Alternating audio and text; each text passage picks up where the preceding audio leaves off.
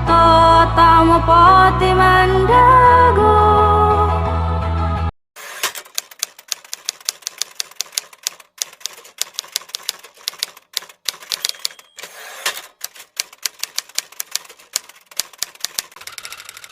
Selamat pagi, salam sejahtera bagi kita sekalian. Alhamdulillah. Alhamdulillah. Amabat. Yang saya hormati Pak Bupati, Pak Sekjen, Pak Sekap Polmus, saya didampingi oleh Pak Asisten lain, Asisten 3 kali. Kebetulan Pak Sekap kemarin ada di Bogor, kemudian lagi ke Purwokerto dan sekarang ke Bali. Kita berbagi.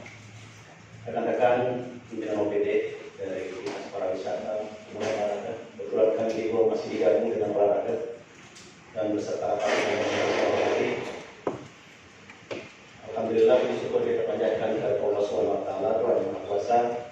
Pada hari ini saya lanjut dari rapat kerja kita di Gorontalo Utara beberapa saat yang lalu. Kita bersepakat untuk membahas program-program masing-masing bidang urusan. Memang benar apa yang disampaikan oleh Pak Kadis Pariwisata Luhur, bahwa selama ini memang kebutuhan pertanian, perikanan, dan peternakan. Nanti kali ini memang kita bahas secara khusus terkait dengan pariwisata. Terima kasih Pak Sekjen. Saya atas nama Dinas Pemuda dan Pariwisata dan juga menyampaikan apresiasi yang sebesar-besarnya buat Pak Sekjen dan BKSO. Nah, sambil barangkali ini penjelasan dari kami, ini ada sedikit video terkait dengan kegiatan pariwisata yang dilakukan di Bogor.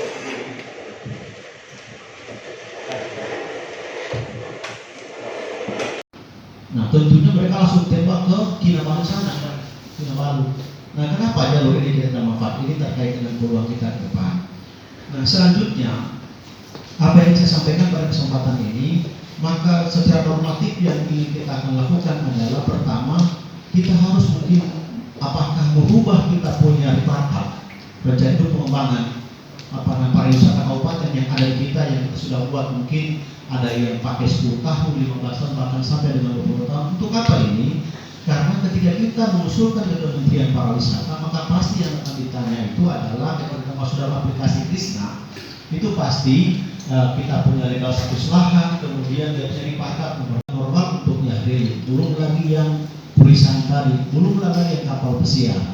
Nah, kapal pesiar sebagai kalau untuk informasi masuk di Kupang itu dalam setiap tahun 3 sampai 4 sampai 5 kapal pesiar. Informasi secara umum Kabupaten Bor itu berdiri pada tahun 1999 bersama dengan 3 kabupaten di Sulawesi Tengah, Kabupaten Morowali dan Kabupaten Banggai Kepulauan. Artinya sudah 21 tahun ya, umur masa remaja kalau kita ibaratkan manusia.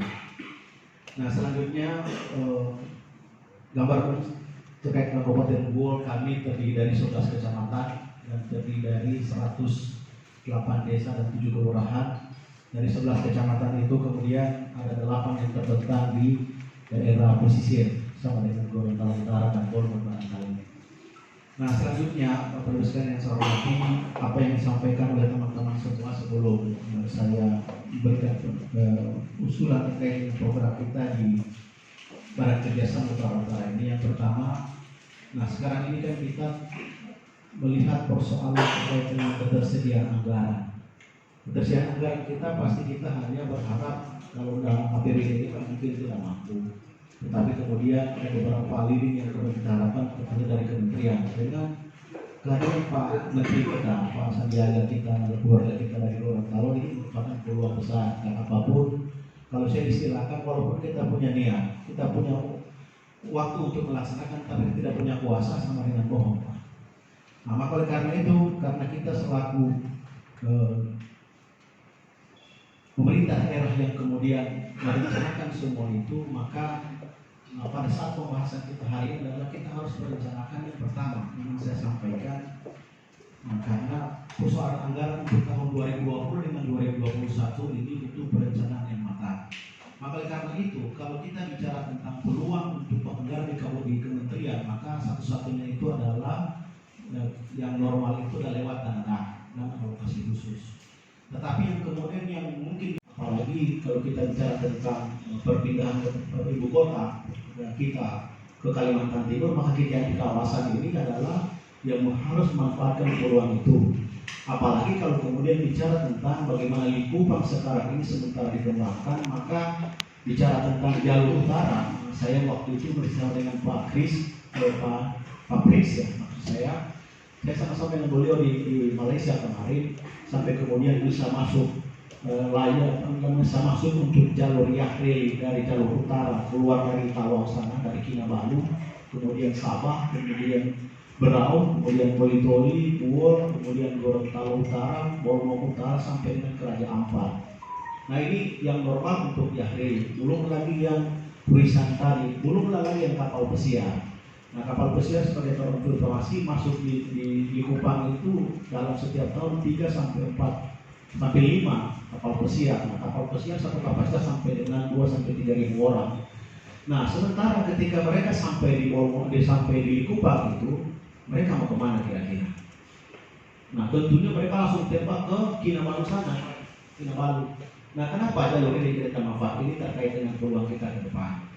Nah selanjutnya apa yang saya sampaikan pada kesempatan ini, maka secara normatif yang ingin kita akan lakukan adalah pertama, kita harus mungkin apakah merubah kita punya rifatah proyek pengembangan pariwisata kabupaten yang ada di kita yang kita sudah buat, mungkin ada yang pakai 10 tahun, 15 tahun, bahkan sampai dengan 20 tahun. Untuk apa ini? Karena ketika kita mengusulkan ke Kementerian Pariwisata, maka pasti yang akan ditanya itu adalah termasuk dalam aplikasi Krisna, itu pasti kita punya legal status lahan, kemudian dia punya ripakap nomor berapa. Nah kalau kita selama ini kan hanya ripakap ini per kabupaten kita, kenapa kemudian kita tidak